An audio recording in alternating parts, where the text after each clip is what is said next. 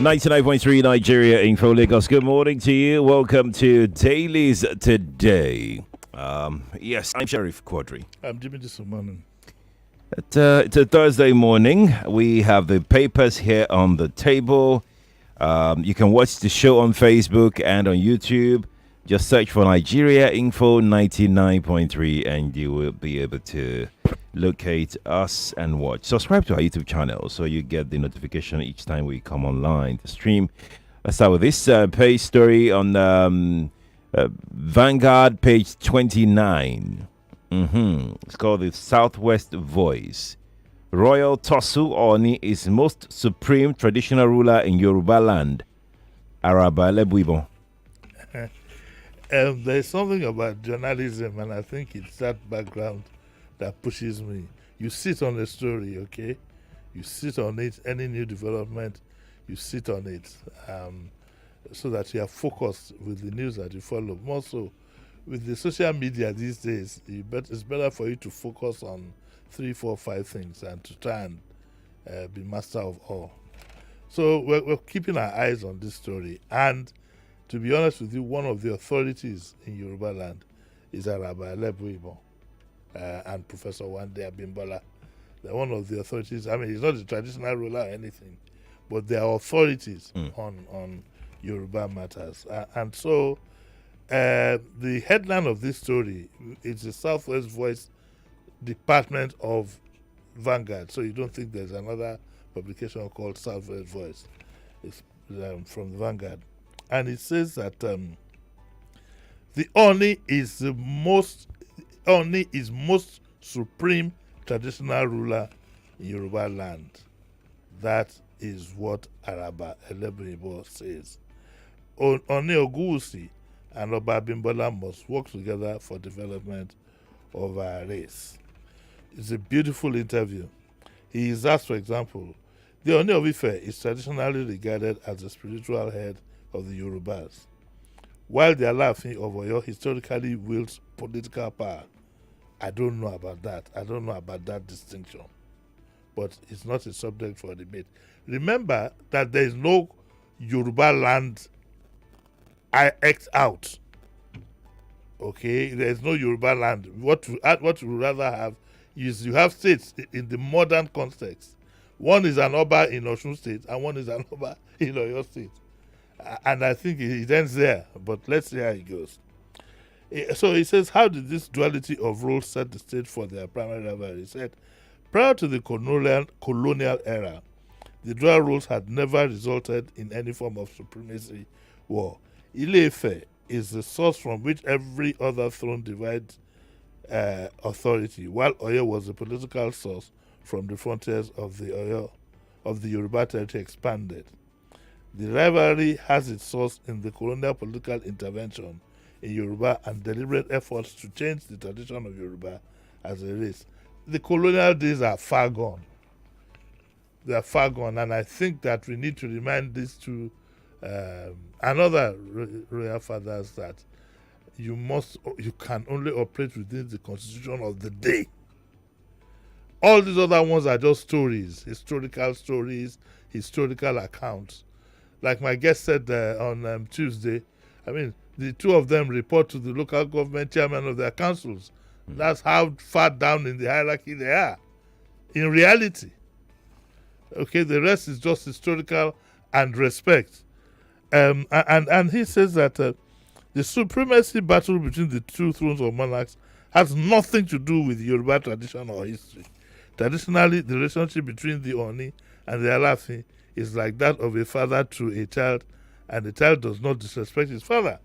But like I said, the advent of the colonialists and later the political class gave birth to the current situation, and so on and so forth. He asked the question again, what role have Yoruba people themselves played in either fueling or resolving the supremacy conflict between these two thrones? And he says that over time, some loyalists of the two thrones have been behind many of the altercations or rivalries that we have always witnessed, particularly now with both Ogunwusi and Owode are good kings. But I'm sure that some people were instigating the Alaafin against the Ooni over a supremacy matter. Some persons want the Shidrade Adeyemi scenario to continue at the detriment of the Yorubas, and so on and so forth. Finally, it asks, given the deep cultural roots of both thrones, do you think Ifa divination can be consulted to bring an end to the supremacy controversy between the Oni and the Alaafin? Before I read his answer, I'd like you to know that the responsibility for producing the Alaafin was first of all given to the kingmakers and the Ifa, whatever it is.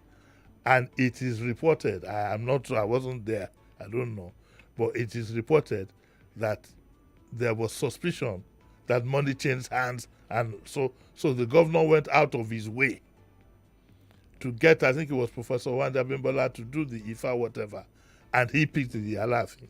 So this Alaafin was not necessarily picked by the kingmakers, and I think that it was an error on the part of the governor, and the recipient might jolly well pay for it.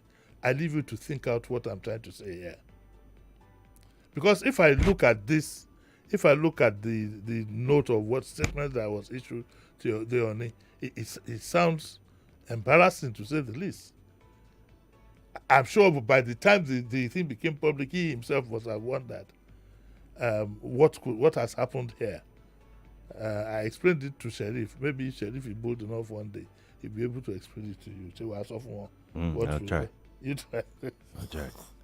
Anyway, if anybody says that Ifa always plays roles in these circumstances, what is happening now has already been foretold by the oracle, and so on and so forth.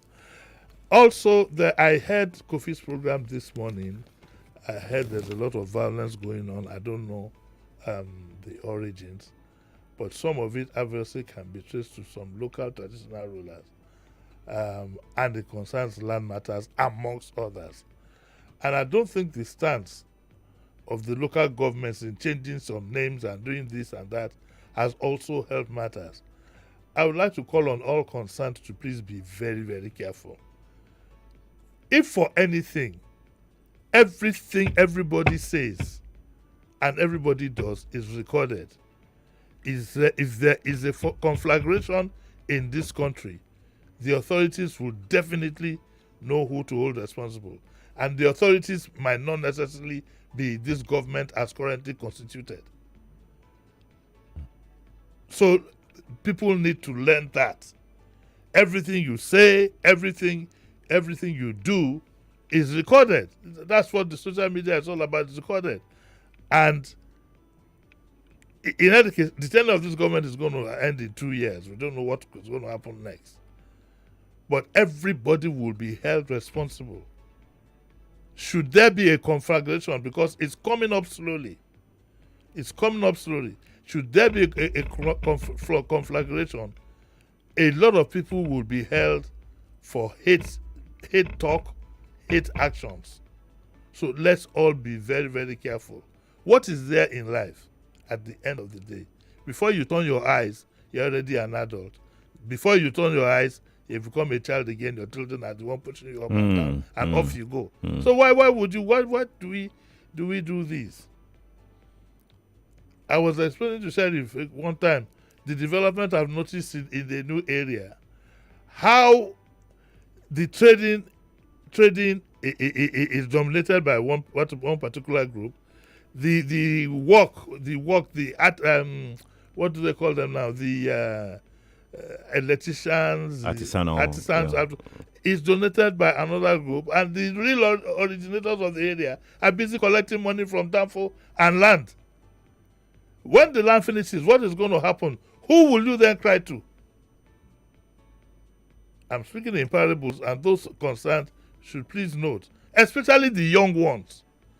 Are you going to spend, if you are 20 now, are you going to continue collecting money for Danfo or doing a money till you are 60, 65, 70? What in another 10 years, in these areas I'm talking about, will be completely wiped out. There'll be nothing to sell. What do our young ones do next? Oh, no.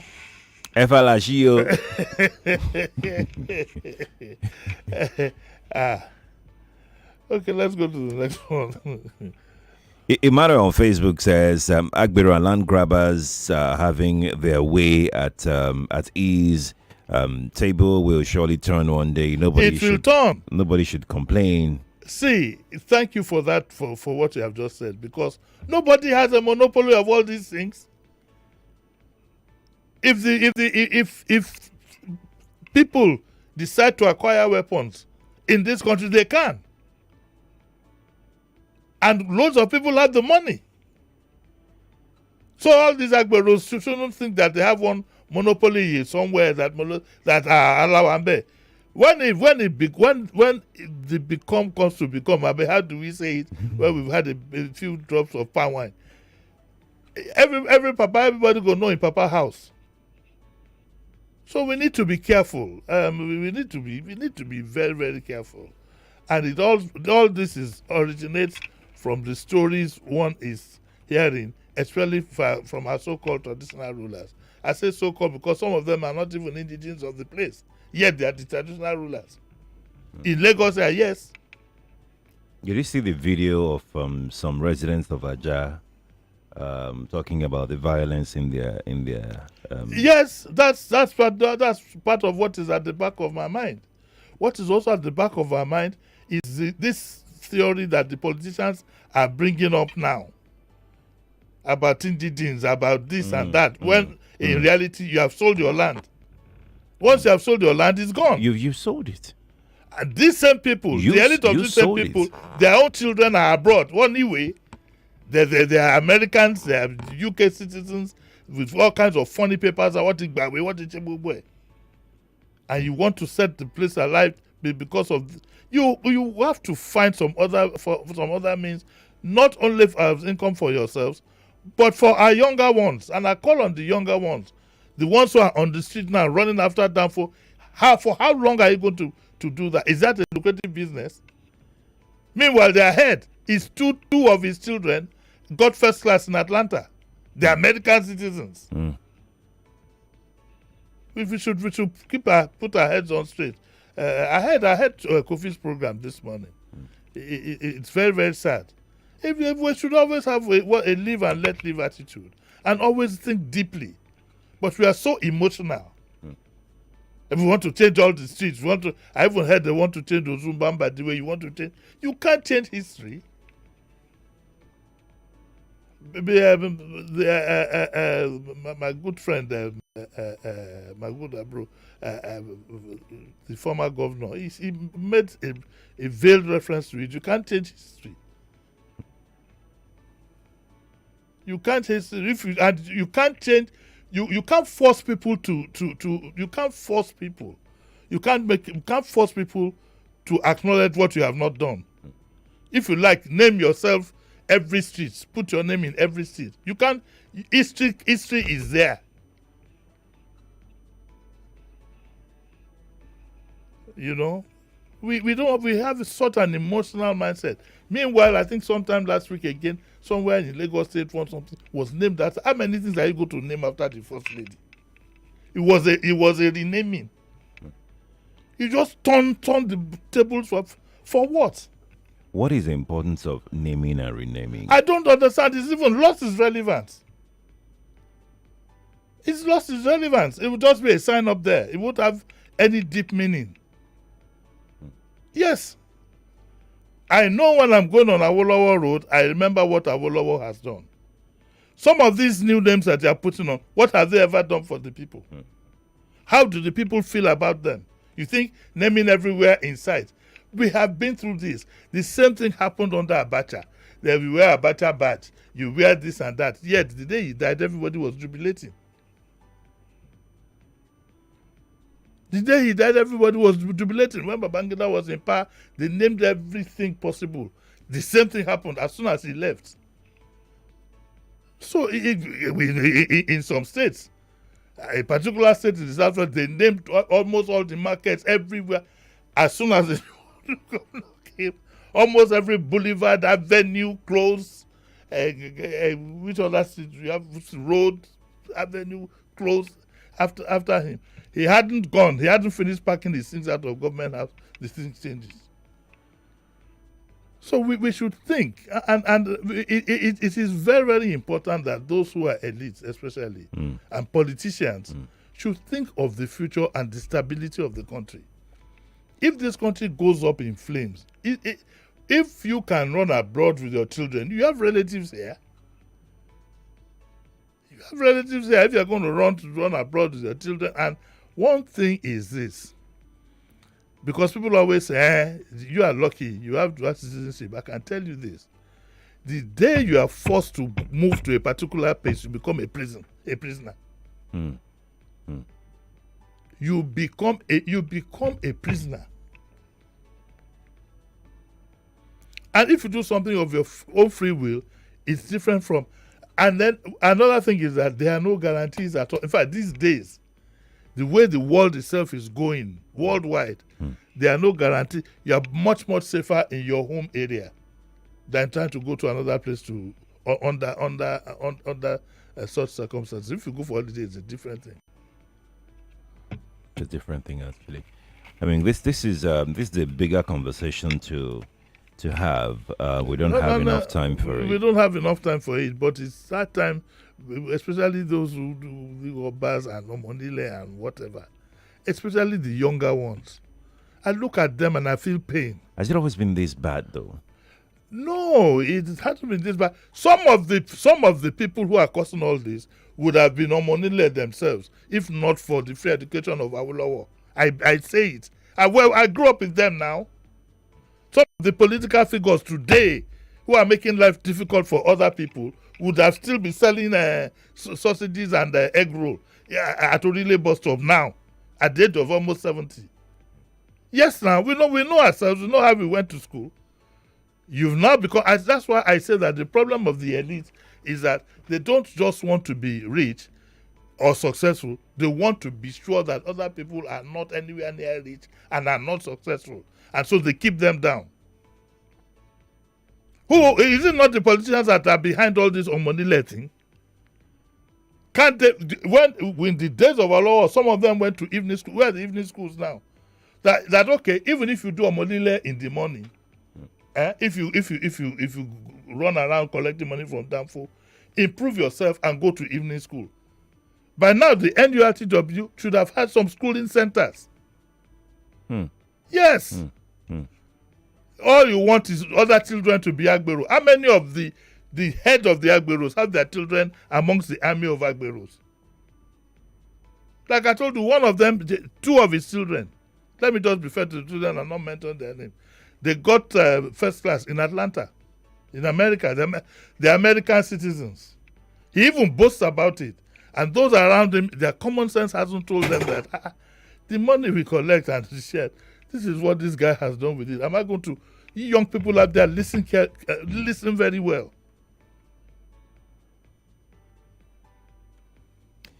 We're going to move on to our next story quickly. I'm so sorry. It's actually a very big conversation. It's a big conversation. Very sad. Okay, let's go.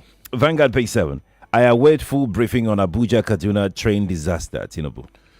Well, look, let's be honest with ourselves. I mean, I like to go straight and be honest with ourselves. Train disasters happen all over the world. So nobody is going to blame anybody. There's no need for even the president to say, I wait full briefing. There's no briefing. It should be handled at that level. So let's wrap it around him. The question is, and I like the fact, though, that Okpeifa said that I take full responsibility. Yes, he did. So that is that. The question is, in reality, it is not so much a government problem. It is our problem. You know what must have made this thing derail? It's because some people were stealing the rail. They were stealing the iron. So maybe there was a gap and the train derailed. But we'll wait to see the results. I'm glad to, according to the story here, nobody actually died. But Okpeifa said that, I think he said something to the effect that there are two cases that are a bit more than the usual, and he says that he has ordered the shutdown for safety reasons, and that if you see the level of work the men have been doing on the track cutting it off and replacing it is to make sure things like this don't happen. The bigger responsibility for Mr. Akwa-Ifa is how do you guard the safety of those tracks? He might need to go out of the shores of the country to get to talk to experienced hands in rail management. Because one thing I've noticed, taking the rail across the United Kingdom over the years, is that you can't have access to the rail. Do we have the funds to do that? No. You can't. I can't remember where you would say that as an ordinary citizen, you will not have traveled as far as Scotland and so on, you will not have access to the rail. The rail is never left open. Okay? Do we have the resources to do that? That is the headache that Mr. Akwa-Ifa has to resolve very quickly. Or else it will happen again. It's not a matter of we can leave the pastors to pray that it doesn't happen.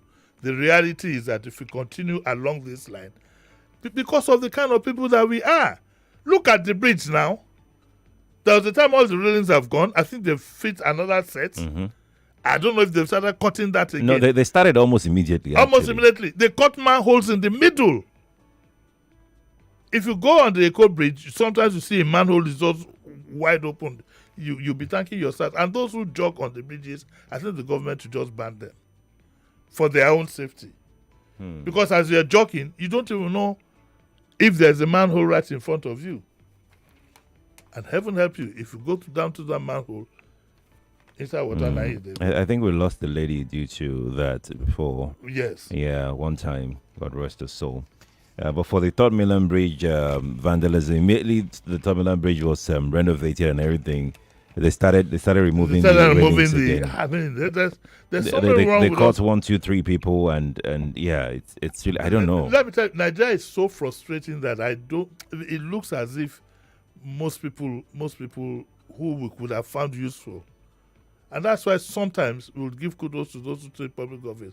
But the only thing is that at the back of our minds, we think that anybody who has taken public office, the avenue has opened for him to make money. And that it has not been helped. One minister has been accused now of buying something for his wife and children somewhere in Florida. Another one was first accused of buying in America. Then he came back home and bought he was accused again of buying choice land in Ikoyi and so on and so forth. He hasn't replied. So therefore, what happens is that it is going to be very difficult to attract people. I'm not saying impossible. I'm not indicting every public officer, but it's going to be very difficult to find people who can actually do the job. They won't want that name sold. What has happened now is not Akwa-Ifa's doing. You understand what I'm saying? But if care is not taken, it will happen again and again and again. I don't think we can stop it completely. We can't. Because like you said... No, I intend to bring Akwa-Ifa here next week. Good. So the major jump question for him is, what are you going to do in specific terms to prevent something like this happening? Because it must be that people must not have access to those. You can't police the rails from even from here to Ibadan. That reminds me, I was going to go on the train trip. I'm not sure. Okay, we have to go now, Lagos. We must go. Thank you all for being a part of it. You are back at 9. Yes, we're going to talk about Dudu Mayana. Dudu Mayana. Controversy surrounding his burial. All righty. Okay. All right. Lagos, we'll leave the studio now for Kofi to make a return for the remaining part of the morning crossfire. Please stay with us here on Nigeria Info 99.3. 7 p.m. Don't knack, na yellow clock be that.